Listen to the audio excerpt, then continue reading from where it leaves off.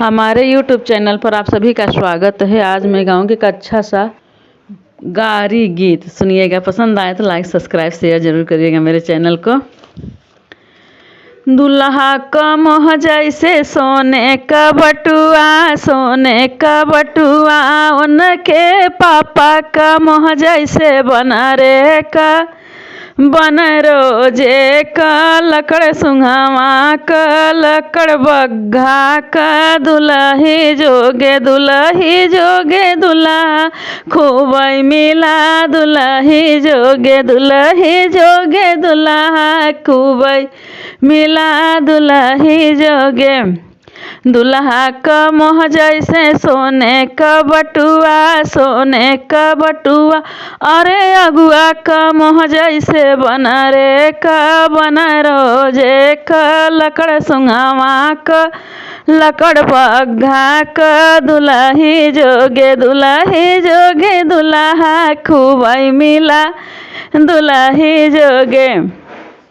दुल्हा का मोह जैसे सोने का बटुआ, सोने का बटुआ, उनके चाचा का मोह जैसे बना रे का बना रोजे का लकड़ सुंघावा का लकड़ बग्घा का दुल्ही जोगे दुल्हा खूब मिला दुल्ही जोगे।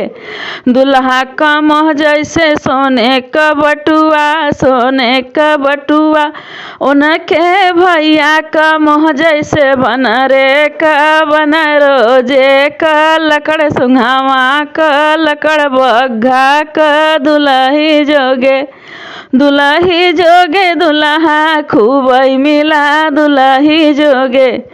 दुल्हा का मोह जैसे सोने का बटुआ, सोने का बटुआ, कुल बरतिहन का मोह जैसे बना रे का बना रोजे का लकड़ सुंघावा का लकड़ बग्घा का दुल्ही जोगे दुल्हा खूब मिला दुल्ही जोगे। दुल्हा का मोह जैसे सोने का बटुआ, सोने का बटुआ, उनके फूफा का मोह जैसे बना रे का बना रोजे का लकड़ बग्घा का लकड़ सुंघावा का दुल्ही जोगे दुल्हा खूब मिला दुल्ही जोगे। दुल्हा का मोह जैसे सोने का बटुआ, सोने का बटुआ, उनके मामा का मोह जैसे बना रे का बना रोजे का लकड़ सुंघावा का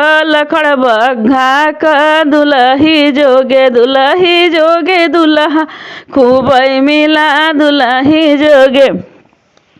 दुल्हा का मोह जैसे सोने का बटुआ, सोने का बटुआ, उनके चाचा का उनके जीजा का मोह जैसे बना रे का बना रोजे का लकड़ सुंघावा का लकड़ बग्घा का दुल्ही जोगे दुल्हा खूब मिला दुल्ही जोगे।